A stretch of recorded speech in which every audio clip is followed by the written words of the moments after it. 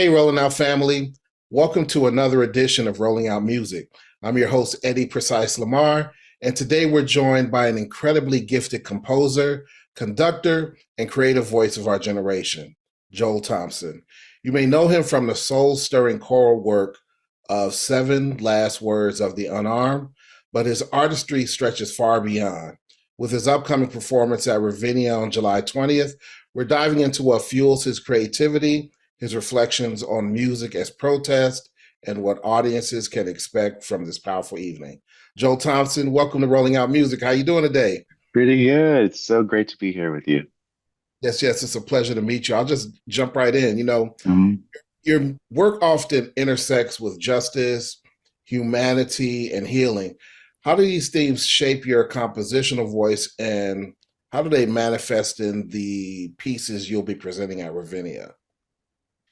Yes, well, I feel that my music and my artistry is in dialogue with the legacy of everyone from Beethoven and Shostakovich to Nina Simone and Marvin Gaye. These are artists that are looking at the society around them and taking their craft as a way to respond to it, to galvanize community in support of issues that matter to them and their personhood. And so I'm basically doing the same thing. And I sort of fell into the compositional space in the classical music space accidentally as a choir teacher in South Georgia when I wrote my Seven Last Words of the Unarmed. And that was a way for me to document my own feelings after the death of Eric Garner in 2014. And so this very vulnerable piece became a springboard and a piece that continues to teach me as long as it continues to exist on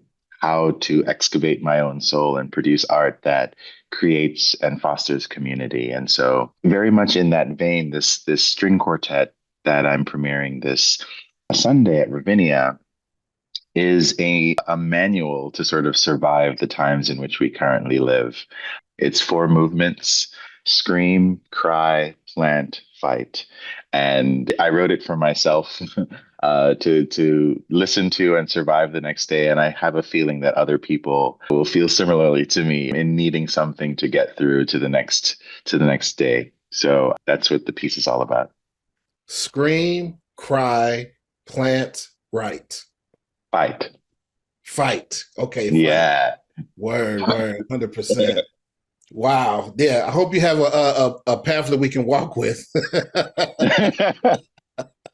because we need it, definitely. Yeah.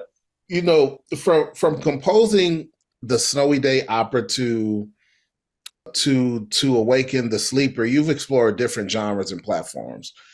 What has your journey through various musical forms taught you about your purpose as an artist? Yes, well, Snowy Day is so different. It's based on the children's book by Ezra Jack Keats about a little black boy having fun in the snow.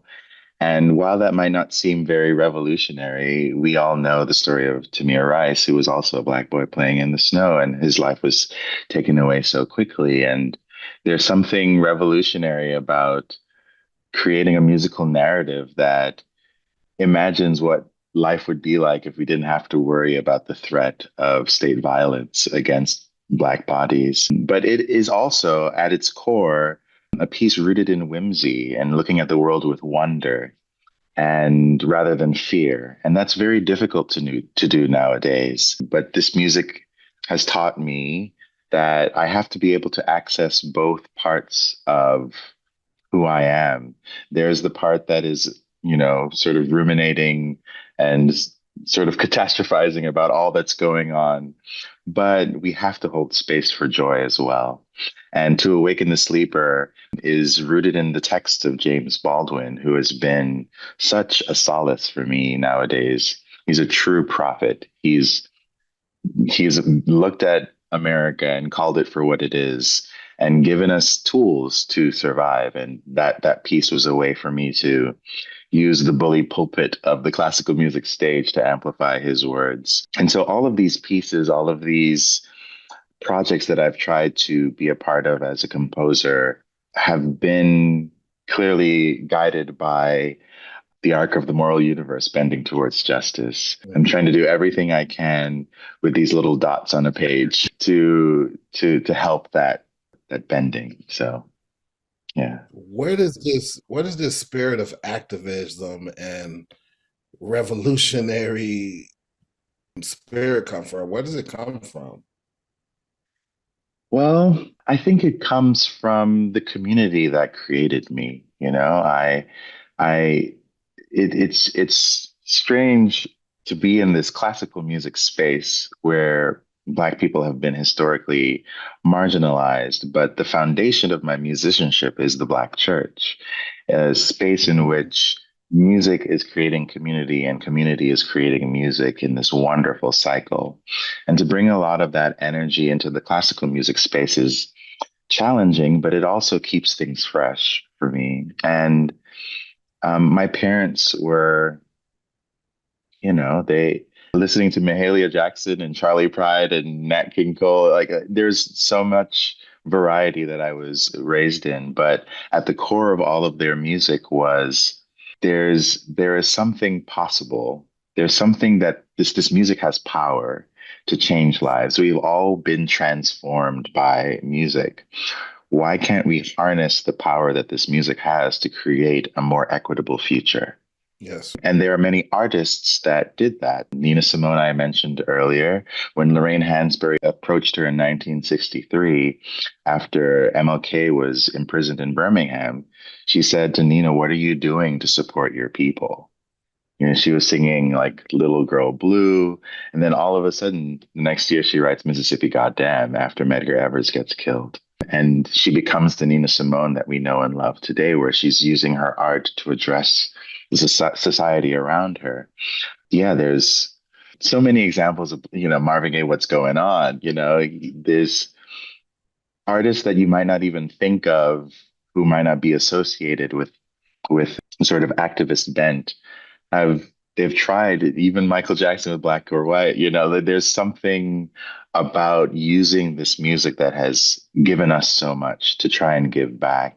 And I think that's at the core of this activist streak, I think, that you might be perceiving. Yes, yes. So, Ravinia is such an iconic venue with rich history. What does performing there mean to you personally and professionally? Well, it's wonderful. There's so many formative musical experiences. I was here not long ago and got to see Maestra Marin Alsop do Mahler 8 maybe a couple of seasons ago at Ravinia. I think I was here last year and saw some of these great Pines of Rome conducted and all of that. Just these great classical works.